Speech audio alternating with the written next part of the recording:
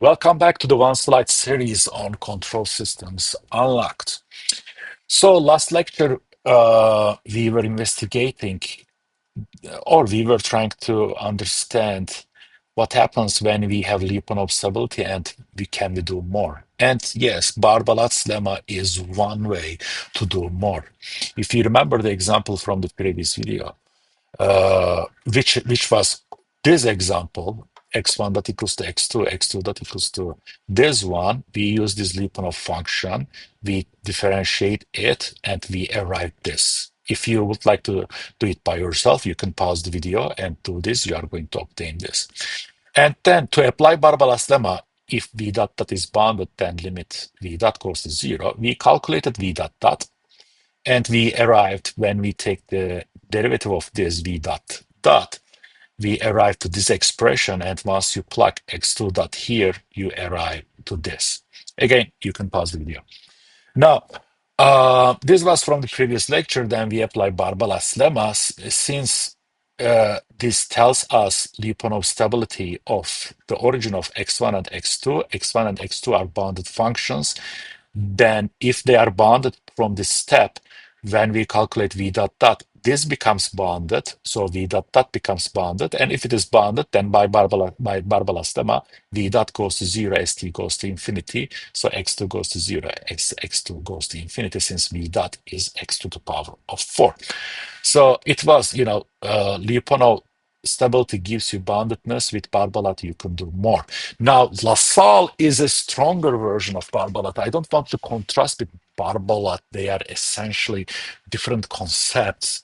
But in, anyhow, we use both Barbalat and LaSalle to investigate if we can do more when we have this case, when we have Lyapunov stability.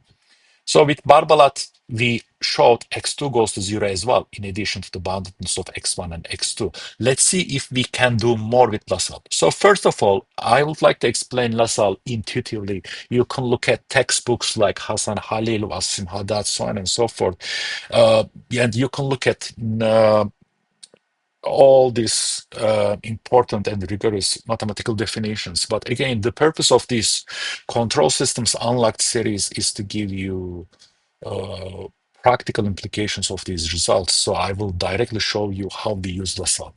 LaSalle, in practical terms, investigates what happens when my V dot is 0.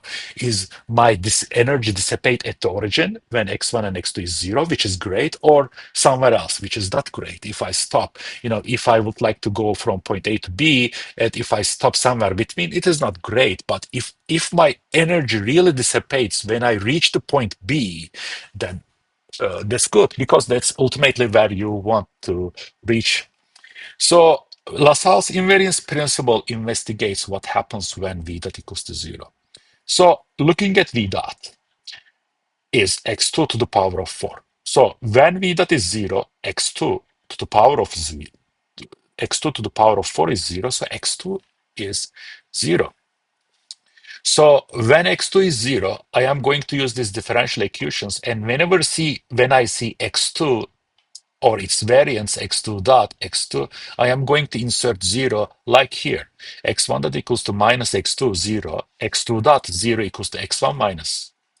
Investigating directly those differential equations along with v dot, which gives x2 equals to 0, inserting x2 equals to 0 to these differential equations, you can directly recover x1 equals to 0. So Barbalat was telling you, for the case when you have x1 and x2 bounded, Barbalat told you x2 goes to 0 as well.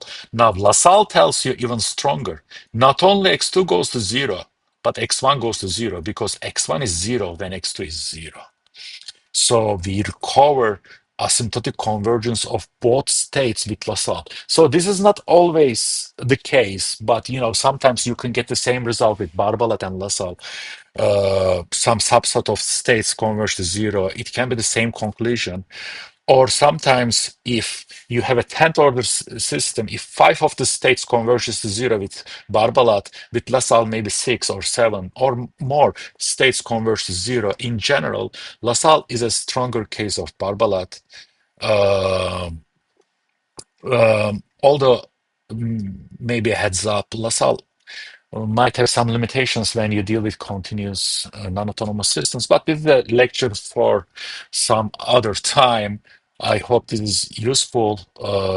I try to introduce LaSalle in the most intuitive terms, in terms of looking at what happens, investigating what happens when v that is zero, which you can recover like in this example. For the case when x1 and x2 bounded, you can claim both goes to zero as well. So I'm gonna stop here. If you have any questions, leave a comment and we can discuss more. Take care.